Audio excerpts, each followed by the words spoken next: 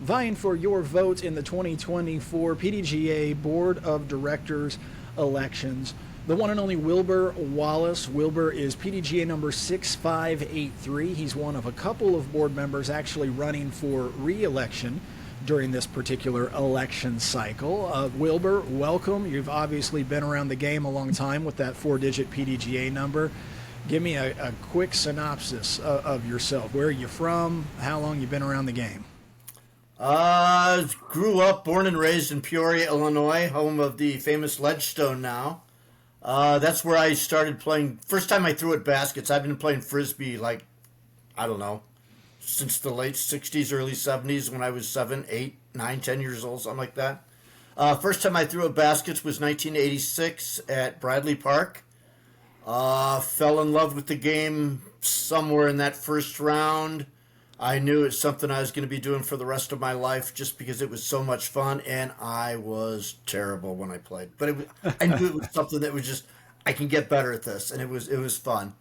I played for like 2 years just with Whammo Frisbee, so then some guy went, hey, come here. What's he doing? Selling me disc out of his trunk is what he was doing. Bought a couple of golf discs. Started getting a little better finally. Started playing leagues and tournaments. Got the itch to run tournaments, and that's what set me on the direction of going with the PDGA. I actually joined the PDGA so I could run tournaments. I could always pay my $10 fee. I didn't play a lot of tournaments, so I could pay the $10 fee and play if I wanted to. But to run them, I had to be a member. So me and my father, we decided that we were going to kind of team up since I got him playing a little bit, walking with me and stuff, and he's really organized. So we both got PDGA numbers. He sent his in 2 days before me, so he's 3 numbers lower than me. But yeah, we started running tournaments together, brought in family. My brother's helping us out a lot. My wife, my daughter, both my brother and I have grandkids. They're all 4th generation PDGA members now. So we've been going a while. I've run over 150 tournaments between sanctioned and non-sanctioned. I love it. I know, Grant, you see me out at a lot of the majors. I try to go to as many majors as I can, doing whatever needs to be done, whether it's being a marshal or being a course director, or there's been some I've just sat and spotted on holes. It's just whatever needs to be done is what I want to do to help out the tournament. So. Well, let's dive into it and keep things short and sweet for the viewer so that they can learn a little bit about you, why you're running for election this year. Let's hit it hard first. What issues or priorities do you personally have that you hope to champion if you are a member of the 2024 PDGA Board of Directors? My big thing is getting more diverse people playing. Women, children, people of color. I particularly am a big fond of watching juniors play. I'm going to Junior Worlds this year to help out. I teach disc golf. I've got a couple of weeks summer camps coming up with my local park district, teaching all their kids over a 3-week period. We'll get 200 kids come through learning disc golf. We do that most years. I've been in schools teaching disc golf. There's so many different ways we can go. We need to work with some of our other partners and figure out what we can all do together. There's several programs out there that all seem to work, but if we combined our forces, I think we could do so much more and so much better. Let's get disc golf into schools so that we can. College scene's getting big. We got to feed into those colleges with good players. So let's teach these kids younger. Get them PDGA members for life. Well, when it comes to doing all of this, why are you the man for the job? In other words, let's talk your background. You go anywhere with this, Wilbur. Education, sure. Work experience, disc golf experience. Why are you the man for the job to accomplish those things you just mentioned? When my daughter was growing up, I got really involved with the local high school here in the town that I live in. She was in band, so I started hanging out with all the band kids. They recruited me. I ended up being president of the band booster association there at the high school, helped write their bylaws. My wife is still regularly goes to meeting with them, and my daughter graduated in 2006. So we are definitely used to hanging around kids. Through my contacts there, I know a lot of the PE teachers. I definitely know the administration. So we've got an in there. And I'm hoping to start working with hopefully some of the teachers this summer. And then they can give me ideas on what works, what does, in order just to get a leg in. Hey, when I go to that school district, what's the best approach? Things like that. So I've got some contacts to start, but I'm hoping some of my school teacher friends will give me pointers on how we can get into more so we can bring that and then maybe roll it up on a national and global schedule. Good stuff, Wilbur. Okay, let's transition just a little bit. As you well know, the PDGA is a member-based organization. Folks give us their hard-earned money in order to be a part of this, and granted, some of that is to support the game, but also as a member-based organization, there are member benefits. It's part of the reason why people join, part of the reason why people stay year over year. In your opinion, what are the top member benefits, or what should they be, and how can the PDGA maintain and even increase the value to the member of being a member? A lot of our members they join so that they can play in tournaments. Our first and foremost, that's what we got to do, is make sure that the tournament experience is good.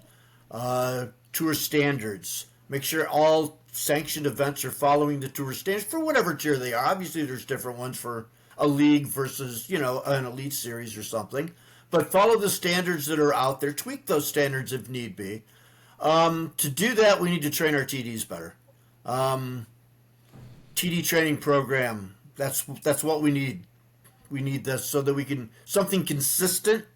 So, well, my friend told me this. Well, yeah, it might work in your area, but that's the best way to do it. And one of those, well, we've always done it that way, so that's the way we're going to do it. Maybe there's better ideas out there. So let's get a global TD training system out there. We've got a lot of players. That means a lot of record-setting pace for a number of tournaments coming up. That means we need more tournament directors. Let's train them correctly. Okay, let's dig into that a little bit deeper. Let's assume that we've got enough tournament directors out there. Now we've got to put events on the table, or in this case, on the calendar. And to a point you earlier made, you want to expand the exposure of disc golf to an increasingly diverse crowd. You mentioned people of color, you mentioned children, you mentioned women. How can we increase the number of competitive events available in these more and more diverse communities? What can be done to attract those people that maybe have never played before, and we want them to start playing and eventually, of course, to become PDGA members? I think the biggest thing is just get it into schools to begin with. If they're exposed to it and they know what's going on, they know what the game is. And like everything, not every kid is going to play disc golf. I understand that. But the ones that are interested in it, if they're exposed to it earlier, they'll be more likely to play those events. Start up clubs at your school. I would love to, I know there's a few states out there, but I would love every state to have a state championship for high school disc golf. They've got it they've got it for bass fishing. Why not disc golf? So let's get it into schools. That'll help a lot there. Just the exposure of knowing what the game is. Get clubs going. They're used to playing with their friends, no matter who their friends are. Get them playing little leagues or, a little school club or something. That'll help. That's a good start. Okay, you've had a lot of experience in particular with the women's game. You've been involved in running a number of women-centric, if not women-only, events. Let's pull that particular demographic out just a little bit. The PDGA membership at large is well over 90% men. How do we increase the percentage of women who are playing the game and then ultimately becoming members? You got your local leagues, your local clubs. That's the way to do it. We've got a women's league that we've started, and we've had different women league directors over the years. They've moved away or whatever. So we've got another one in there, and we're just plugging away. Invite your friends. Invite a friend. but it's women only. Guys can't be there, so they don't get rid of that intimidation factor, which once you get a good handful of women playing and they hear about this, the handful of women over at the next town over, they'll start playing events together. Now you're increasing the women field, even, couple every event. Having women only events seems to really allows the women to have fun and not be as intimidated, I guess. They just seem to have more fun when it's women only. They don't have to worry about all the guys hanging around. I've been to half of the U.S. women's events, at least. Was the assistant TD for 5-6 years with my father's the TD. It's just that term is near and dear to my heart. So just get the women playing at the local level. Okay. Let's go to maybe a harder hitting question now. This is that sort of go ahead and be critical, but then constructively so. Where is the PDGA falling short at this particular junction in time? What needs to change, and what ideas do you have for bringing what you feel may be necessary change? I want you to take this opportunity to speak to members considering voting that perhaps share the same thoughts that you have. So what does the PDGA need to be focusing on? I think the biggest thing that I see is it takes us way too long to get anything done. Some of that I totally understand. If we're changing a rule, we want to make sure it's correct so we don't have to go back and change it on January 3rd. I'm the liaison for the rules committee, so I see how the process works, and there's definitely, you need to take some time.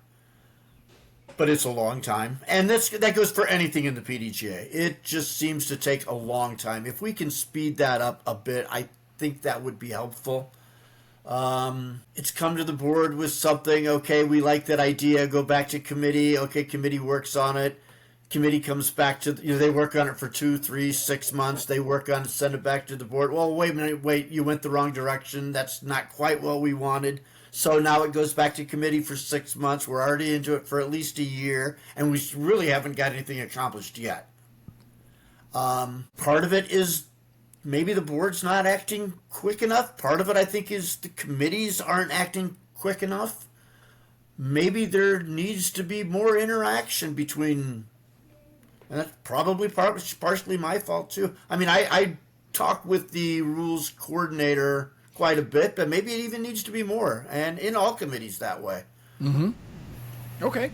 Well, let's brag a little bit then. You've been part of the board. What's the PDGA doing right that it needs to continue doing into the near and even distant future? Even though our percentage of growth post-COVID, the percentage numbers, you just look at the percentages and it looks, our growth is nowhere near what it used to be. Obviously, it's way less than COVID. We're flattening out.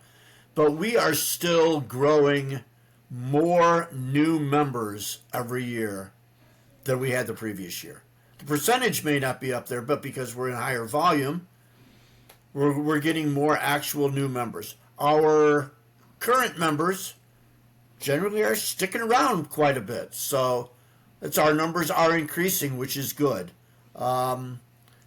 Because of those good numbers, that gives us a little more revenue to deal with, so we are working on new programs. Tournament director type stuff where it'll help a great majority of our members, letting them play in more tournaments, let them just be in more tournaments with more TDs. Programs like that, I think that there's some good ones that we've been talking about and working on that are probably coming down the line soon. So I wish I could talk more about some of them. I really like them, but let's. I think there's some good stuff coming down the line. I want to continue working on those things. Well, in closing, Wilbur, let's open it up to you. Is there anything that I haven't done a good job of prompting you to talk about that you're thinking, boy, I really want to make sure the voter knows this about me before they cast their vote on July 1st? Is there anything that you just want to make sure you get a chance to share? This is your open mic to go ahead and share those things about yourself. Being on the board for 3 years It honestly was a little bit more time than I was expecting, more time involved. I am now retired, so I have that time available. So I'm willing to put in the time to do it. I've got the time available to do it. I can. There's been several times, even back when I was working, it's like, we need to have an emergency board meeting. When? Oh, in 20 minutes. And I'm at work. Right. Things go, I don't have to deal with that now. I can do things that need to be done. And put your money where your mouth is. Everybody says go out and volunteer. That's all. I do my share of volunteering. Please join me out there on the course. I was working at A-Tier last weekend. I'm going up to Michigan to help with a women's only team event, a non-sanctioned, up in Michigan this coming weekend. Also taking a trip with my mom and my brother helping out, so it'll be fun. We're going on vacation together, so. Okay. I love disc golf. Disc golf is my life. Vote for me. There it is. There's the campaign sign at the street corner for Wilbur Wallis. Wilbur Wallis, number 6583, PDGA number 6583. He's going for your vote in the 2024 PDGA Board of Directors elections. More information about Wilbur and all the candidates available at pdga.com. And you will receive your ballot in your hopefully updated email address, the one that is affiliated with your PDGA membership. You'll receive that ballot on or about July 1st. And check your spam folder if you don't get it. Your spam folder. That sounds like the voice of some experience. Wilbur Wallis, thanks for your time. Thank you.